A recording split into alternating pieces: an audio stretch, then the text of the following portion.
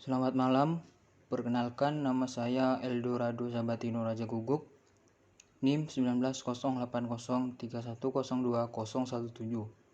mahasiswa asal jurusan D3 Administrasi Keuangan. Di sini, saya akan membahas mengenai tantangan sumber daya manusia dalam menghadapi perubahan di era globalisasi atau global. Yang pertama yaitu MSDM dalam menghadapi perubahan di era globalisasi. Adanya perkembangan global secara langsung dan tidak langsung juga memiliki pengaruh terhadap organisasi dan manusia di dalamnya. Perkembangan global memiliki pengaruh yang besar terhadap perkembangan ilmu MSDM karena pada dasarnya memang perubahan itu terjadi pada segenap manusia yang selama ini berada dalam organisasi-organisasi. Sumber daya manusia memanfaatkan perubahan tersebut bagi kepentingan organisasi dan anggota-anggota di dalamnya. Dan jika tidak dapat beradaptasi dengan perubahan lingkungan yang terjadi, maka organisasi akan berakhir pada pengurangan bahkan pemusnahan organisasi di masa yang akan datang. Tantangan MSDM itu sendiri adalah ada dua, yaitu tantangan eksternal dan juga tantangan organisasi atau internal. Di sini tujuan dari MSDM sendiri ialah meningkatkan kontribusi sumber daya manusia untuk mencapai tujuan organisasi yang dapat dipertanggungjawabkan baik sosial maupun etisnya. Tantangan eksternal yang pertama yaitu ada keadaan dan perubahan tenaga kerja. Yang kedua, keadaan dan perubahan teknologi.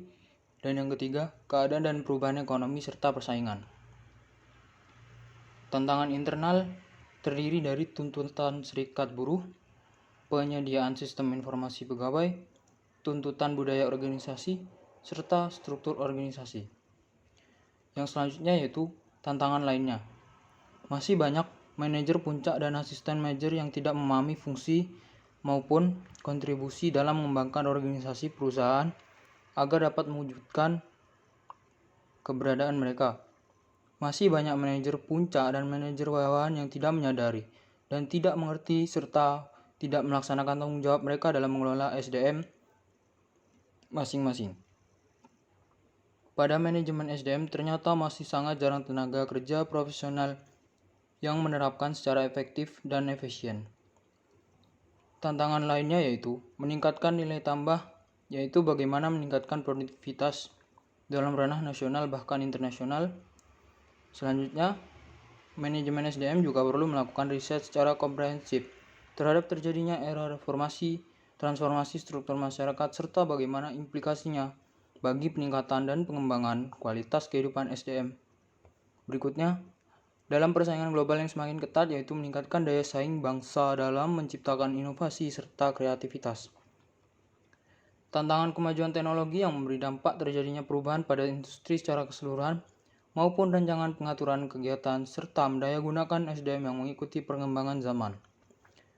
Selanjutnya, tantangan politik dan pemerintahan yang meliputi kebijakan serta stabilitas politik sebuah negara. Yang pada dasarnya, semakin baik situasi politik maka semakin baik pula kebijakan yang dikeluarkan pemerintah.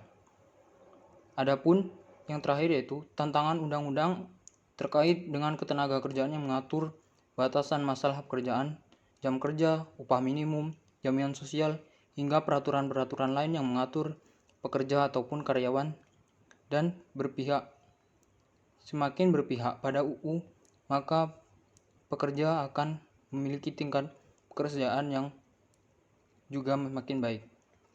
Selanjutnya yaitu strategi dalam menghadapi perubahan di era globalisasi.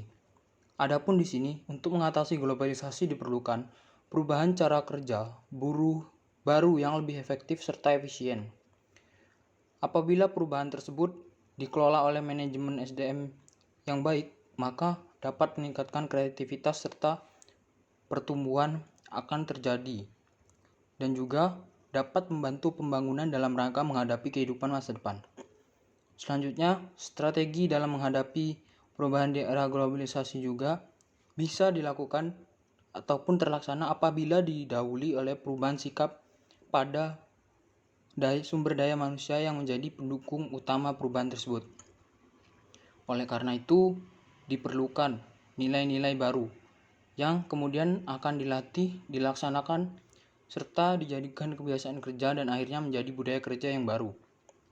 Pelatihan sendiri merupakan wahana untuk membangun sumber daya manusia menuju era globalisasi yang penuh dengan tantangan, serta kegiatan pelatihan tidak dapat diabaikan begitu saja, karena dalam memasuki era persaingan yang semakin ketat, tajam pada abad milenium ini, juga dapat disadari bahwa pelatihan merupakan fundamental bagi karyawan. Terakhir yaitu pengembangan sumber daya manusia. Pengembangan merupakan bagian pendidikan yang menyangkut proses belajar untuk memperoleh serta meningkatkan keterampilan dan sistem pendidikan yang berlaku dalam waktu yang relatif singkat dan metode yang lebih mengutamakan pada praktik daripada teori. Dan keterampilan meliputi physical skill, intellectual skill, social skill, managerial skill, dan lain-lain. Adapun langkah yang dapat diambil ataupun diterapkan yang pertama yaitu pihak yang diberi pelatihan atau SDM ini harus memiliki motivasi untuk belajar.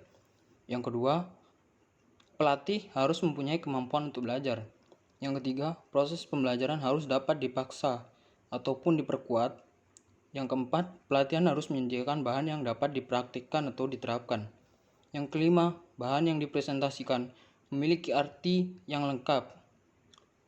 Dan materi juga harus memiliki arti yang lengkap serta memenuhi kebutuhan. Terima kasih. Sekian yang dapat saya sampaikan. Apabila pendapat saya memiliki perbedaan ataupun bertentangan dengan pendapat saudara, maka saya mohon maaf.